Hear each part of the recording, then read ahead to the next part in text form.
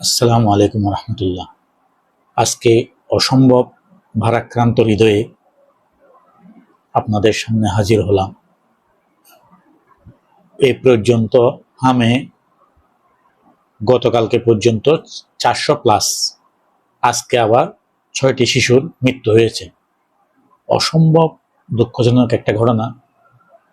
আমিও ছোট বাচ্চার বাবা, এটা অসম্ভব একটা খারাপ লাগা কাজ করতেছে। এই খারাপ লাগা থেকেই ভিডিওটা করতেছি।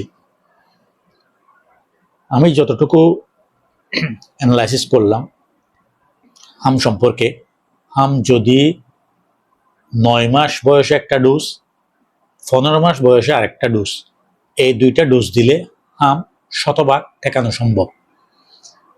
তাহলে এই যে শত শত শিশুগুলি মৃত্যু হচ্ছে, এগুলি কি কারণে মৃত্যু হচ্ছে আমরা এখনো পর্যন্ত কিন্তু কোনো রিপোর্ট পাইনি। মানে কার অবহেলায় এই মৃত্যুগুলি হয়েছে। এগুলি কি হামের কি টিকা কি ছিল না, হ্যাঁ, নাকি মানুষরা টিকা দেয় নাই, কি হয়েছে, এই জিনিসটা সরকারের খুব দ্রুত ক্লিয়ার করা সম্ভব। এবং আমার খারাপ লাগতেছে এই কারণে যে এটা এতদিন লাগার কথা না। মানে এই জিনিসটা রিপোর্টটা দেওয়াটা এতদিন সময় লাগার তো কথা না। কেন আপনারা এটা লিঙ্গার করতেছেন? দায়ী ব্যক্তিদেরকে শীঘ্রই জাতির সামনে হাজির করুন এবং এদের বিচার করুন। সরকারে যারা আছে তারা কেমনে ঘুমাচ্ছে?